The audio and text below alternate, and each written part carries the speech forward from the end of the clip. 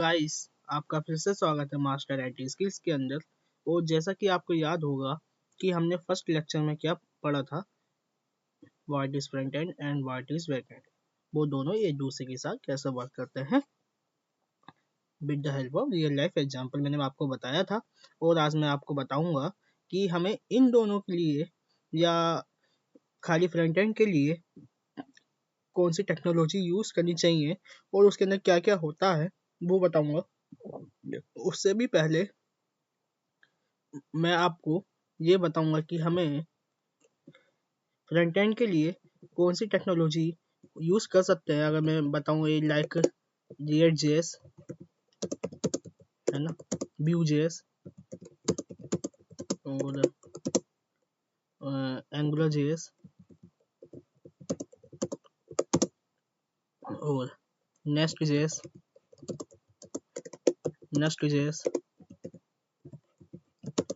जो nest JS होता है वो रिएक्ट का फ्रेमवर्क होता है और नेस्ट जेएस जो होता है व्यू का फ्रेमवर्क होता है। पर हम यहाँ पे जो यूज करेंगे खाली रिएक्ट जेएस का यूज करेंगे और ये सिंगल पेज एप्लीकेशन के लिए हम यूज करते हैं रिएक्ट जेएस का बनाने के लिए। और उसके से भी पहले हमें ये चीज़ें आनी चाहिए HTML CSS JS। जरूरी नहीं कि हमें प्रॉपरली अच्छे से आना चाहिए, क्योंकि मान लीजिए HTML CSS बहुत बड़ा है। अगर आपको मैं दिखाने जाऊँ, मतलब बड़ा तो नहीं कह सकते लेकिन चीज़ें हैं ज़्यादा। अब मैं अगर एक वेबसाइट बनाना चाहता हूँ तो मुझे उन सब की नीड नहीं होती। बस हमें बने बनाए UI मतलब बने बनाए कंपोनेंट मिल जाते हैं और हम HTML CSS का वहाँ पे काम खत्म हो जाता है ना। और JS का भी अगर आप करोगे बेसिक नॉलेज तो ले सकते हैं, लेकिन अगर एडवांस करोगे तो बहुत अच्छा होगा आपके लिए। इन तीनों चीज़ों को अगर आप एडवांस में कर लेते हो, मतलब और एडवांस लेवल पे कर लेते हो तो बहुत अच्छा होगा। जरूरी नहीं तीनों वैसे आने चाहिए बिगिनर लेवल। और जैसा कि यहाँ पे लिखा है चक्रा UI फ्रेमवर्क है सारे, material UI, chakra UI, Tailwind CSS and frame motion package है JS का। और ये भी एक लाइब्रेरी है JS की। और JS जो है फ्रेमवर्क है रिएक्ट JS का, है ना। और रिएक्ट के अंदर हुक होते हैं। हुक कुछ नहीं होते, फंक्शंस होते हैं इनबिल्ड जो रिएक्ट के साथ आते हैं, like use ref, use memo, use callback, use effect, context API, use state, use reducer, है ना, यूज इम्परेटिव हैंडल हुक।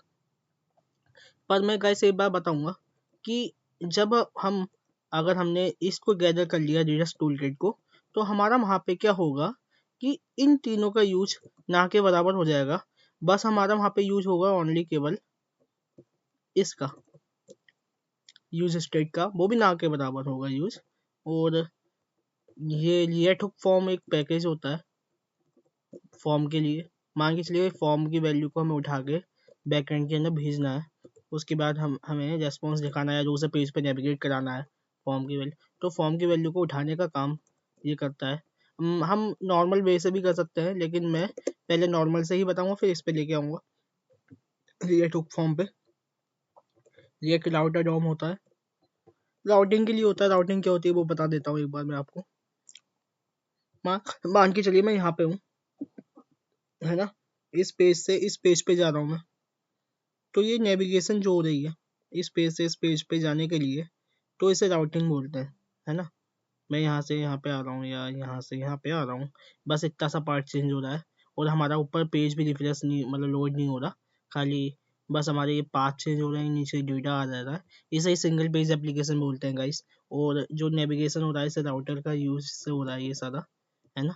तो राउटर बनाना सिखाऊंगा, राउटर कैसे बनाते हैं, उसके अंदर कौन कौन से हुक होते हैं जिनका हम यूज़ करते हैं, वो सब मैं आपको बताऊंगा, है ना। रिडस टूल किट के अंदर सिर्फ दो हुक होते हैं, Redux use selector and use dispatch.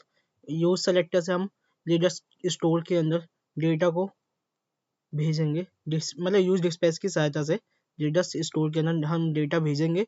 और यूज सेलेक्टर से रिडस स्टोर मतलब स्टेट के अंदर से डेटा उठा के लेके आएंगे अपने UI पे दिखाने के लिए, है ना। बैकएंड से पहले डेटा जो भी रेस्पॉन्स आएगा उसको इसके अंदर भेजेंगे एक वेरिएबल के फॉर्मेट, मतलब वेरिएबल के अंदर। और वहाँ से उस वेरिएबल को उठाएंगे यूज सेलेक्टर की सहायता से। और उसके बाद में API इंटीग्रेशन एंड में बताऊंगा सबसे ज़्यादा, और ये सबसे ज़्यादा इंपॉर्टेंट है ना। और अब जल्दी से जल्दी हम पेंट पे आ जाते हैं बताने के लिए कैसे रिएक्ट काम करता है ना। मैं जल्दी से जल्दी एक छोटा सा UI बना देता हूँ, यहाँ पे आपको दिख ही रहा होगा। मैं एक इस तरीके का ये विंडो है एक, है ना। यहाँ पे हेडर है और नीचे फूटर है ना। और ये साइड बार है और इसके अंदर बहुत सारे कंपोनेंट, मतलब कंपोनेंट कह सकते हो या एलिमेंट कह सकते हो आप, जैसा आपको सही लगे, है ना। बहुत सारे एलिमेंट है ना। और सेम ऐसा ही एक और है अपने पास यूआई, छोटा सा सी कंट्रोल भी एक और है अपने पास यहीं पे। और ये भी सेम ऐसा ही है, इसलिए मैंने बताया कि यहाँ पे अगर मैं बताऊँ, ये तो अपना रियल डॉम हो जाता है ना। और ये होता है वर्चुअल डॉम, ये रिएक्ट के अंदर होता है इनबिल्ट, है ना। अब रियल डॉम क्या होता है, वर्चुअल डॉम क्या होता है, उसको समझने से पहले हमें ये पता होना चाहिए कि डिफ क्या होता है।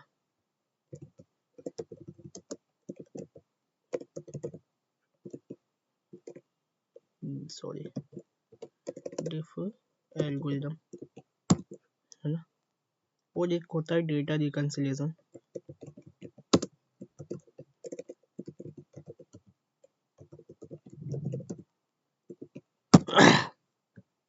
है ना। अब यहाँ पे आप देख पाओगे डिफ क्या होता है। यहाँ पे जैसे कि हमारे पास ये एक एलिमेंट है, ये छोटा सा एक एलिमेंट है। अब इसके अंदर की जो स्टेट या कुछ भी वैल्यू है उसके अंदर, वो इसके स्टेट मान के चलो, एक स्टेट से डेटा आ रहा है उसके अंदर, वो लूप में चल रहा है यहाँ पे। अब मुझे सिर्फ इस स्टेट के अंदर के डेटा को चेंज करना है, तो वो मैं कैसे करूँगा, ये रिएक्ट कैसे करेगा उसको समझते हैं हम।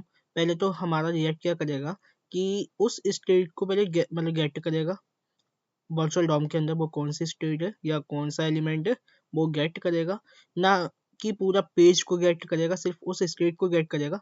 अब उस स्टेट को गेट करने के बाद उन दोनों में क्या डिफरेंस हुआ है, मतलब क्या क्या चेंजेस हुआ है उन दोनों में, और उन दोनों का चेंजेस देखने के बाद डेटा रिकंसिलिएशन क्या काम करेगा, वहां पे उसको डालने का काम करेगा रियल डॉम के अंदर। बस इतने से पार्ट को, ना कि पूरे पेज को लोड करके लेके आएगा। वो होता है HTML CSS JS से। और जब आप HTML CSS JS से कोई भी प्रोजेक्ट बनाते हो, तो उसमें हमें क्या होता है कि पूरा पेज रिफ्रेश होता है। आपने देखा भी होगा कि ऊपर पूरा लोडर चल रहा है, यहाँ पे सिर्फ इतना सा पार्ट चेंज होता है नेविगेशन के टाइम पे, है ना। तो बिल्कुल सेम यहाँ पे डिफिन एल्गोरिथम और डेटा रिकंसिलिएशन का कंसेप्ट होता है, वर्चुअल डॉम का कंसेप्ट होता है यहाँ पे, कि वो कैसे क्या काम करता है ना। तो जैसे कि यहाँ पे मैंने आपको बता चुका हूँ कि डेटा स्टोर गेट, है ना, रिएक्ट क्लाउड डॉम क्या क्या होता है। तो ये चीज़ें हैं अपने पास, और मैं 1 मिनट के लिए दिखा भी देता हूँ आपके पास आपको मटेरियल यूआई। इसके अंदर आपको कंपोनेंट मिल जाते हैं बने बनाए, लेकिन मैंने पहले भी बताया था CSS मैंडेटरी है चीज़ों को, मतलब इतनी मैंडेटरी नहीं है लेकिन है मैंडेटरी है। यहाँ आपको पेज से मिल जाती है बनी बनाई, है ना, अच्छे अच्छे कलर में। अब मान के चलो तो आपको पेज से मिल गई। अब उस फिग्मा जो आप मान के चलो आपको एक फिग्मा मिला है कंपनी से, वहाँ पे आपको इस पेजिनेशन कंपोनेंट के अंदर इतने से पूरे इसके ऊपर ये बॉर्डर लगाना है, फिग्मा के अंदर है इतना सा पार्ट तो आपको मिल रहा है, लेकिन उसके अंदर बॉर्डर लगाना है या कलर चेंज हो, तो वो आपको चेंज करना आना चाहिए, कस्टमाइज करना आना चाहिए उस कंपोनेंट को, है ना। जरूरी नहीं है कि हमें इतने से मटेरियल से काम खत्म हो जाता है। हमें CSS मैंडेटरी रहती है।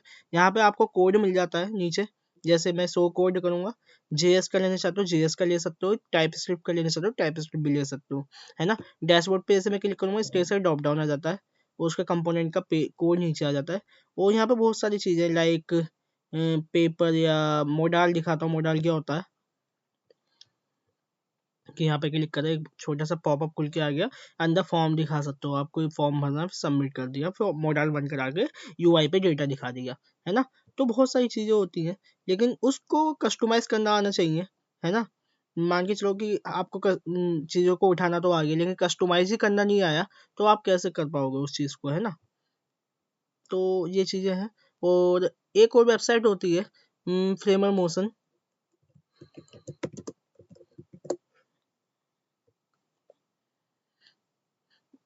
मैं अभी बता रहा हूँ फ्रेम मोशन क्या है, लेकिन कुछ समय बाद मैं इसको ख़त्म ही कर दूंगा। मतलब एनिमेशन के लिए हमें ज़रूरी नहीं है कि इसका ही यूज़ करना है ना। बहुत सारी लाइब्रेरी है या बहुत सारे पैकेजेस हैं जिनका आप यूज़ कर सकते हो। लेकिन मैं बहुत ही सिंपल मेथड बताऊंगा कि अगर आपको अपनी वेबसाइट के अंदर एनिमेशन लगाना है तो वो कैसे लगा सकते हो आप, है ना। कि एक वेबसाइट होती है रिएक्ट बिट नाम की, यहाँ पर आपको बनी बनाई एनिमेशन मिल जाती है और यहाँ पे कोड मिल जाता है, बस उसको कस्टमाइज़ करना आना चाहिए। मैंने पहले भी बताया था और अब भी बता रहा हूँ, उस कोड को कस्टमाइज़ करना आना चाहिए, है ना। कोड तो आप उठा लोगे लेकिन उसको मान के चलो कि हमें यहाँ पे कुछ चेंजेस, ये यहाँ पे कस्टमाइजेशन मिल रही है तो यहाँ से भी कर सकते हो, लेकिन कोड के थ्रू करोगे तो आपको प्रैक्टिस में आएगा। यहाँ पे बहुत सारे कोड वो मिल जाते हैं, यूआई कंपोनेंट, है ना। अब देखो जैसे कि मैं इसको इसको लेके आ रहा हूँ, माउस को या स्क्रॉल कर रहा हूँ, चेंज हो रहा है इसका यूआई एनिमेशन के रूप में। इस तरीके की एनिमेशन ले सकते हो, उठा सकते हो आप यहाँ से, बहुत सारे इस तरीके का एनिमेशन मतलब वो दिखा सकते हो इफेक्ट। तो बहुत सारी चीज़ें होवर करोगे तो ऐसा दिख रहा है। तो यहाँ पे आपको बना बनाया कोड मिल जाता है यहाँ पे, बस आपको ये चीज़ें इंस्टॉल करनी होती हैं और लगाना होता है ना। तो चीज़ें हैं लेकिन उनको यूज़ करना आना चाहिए, वो मैं आपको बताऊँगा। और कोड को कैसे जल्द से जल्द लिखा जाता है वो मैं आपको बताऊँगा। मेरा यहाँ पे मकसद ये नहीं है कि आपको कोड लिखना दिखाना है कि ए बी सी डी क्या होती है। मैं यहाँ पे पूरा इंडस्ट्री लेवल का कोड दिखाऊंगा, दिख रहा होगा आपको यहाँ पे, ये इंडस्ट्री लेवल का कोड है ना।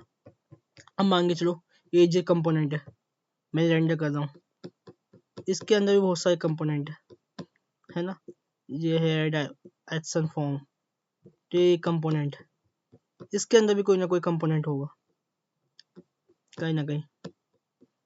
चलो यहाँ पे तो नहीं है खैर, लेकिन हाँ दिखाता हूँ, ये रहा एक कंपोनेंट, नहीं है अभी नहीं है। मैं बता रहा हूँ कि एक कंपोनेंट की है ना बहुत सारे कंपोनेंट और कोड बहुत ज़्यादा होता है। अब आपको कोड लिखने में इतना टाइम लग जाएगा, कैसे करोगे पूरी वेबसाइट को। अगर मान लो ये पूरे 2 महीने के अंदर पूरा प्रोजेक्ट देना है, 3 महीने के अंदर पूरा प्रोजेक्ट देना है हमें, तो हम कैसे करेंगे। और वहाँ पे डिजाइनिंग भी है, फंक्शनलिटी भी है, तो वो चीज़ें। तो आज के लिए यहीं ख़त्म करते हैं और कल जब भी हम दूसरा लेक्चर लेंगे तो हम वहाँ पे आपको कोड करना बताएंगे, कोड कैसे करते हैं, और फोल्डर स्ट्रक्चर बताएंगे, इंडस्ट्री लेवल में कैसे काम होता है ना। और बस आपसे एक ही गुजारिश है या रिक्वेस्ट है कि मेरी ये जो भी हम इस लेक्चर को बना रहे हैं उसको लाइक करो, सब्सक्राइब करो और ज़्यादा से ज़्यादा मतलब शेयर करो।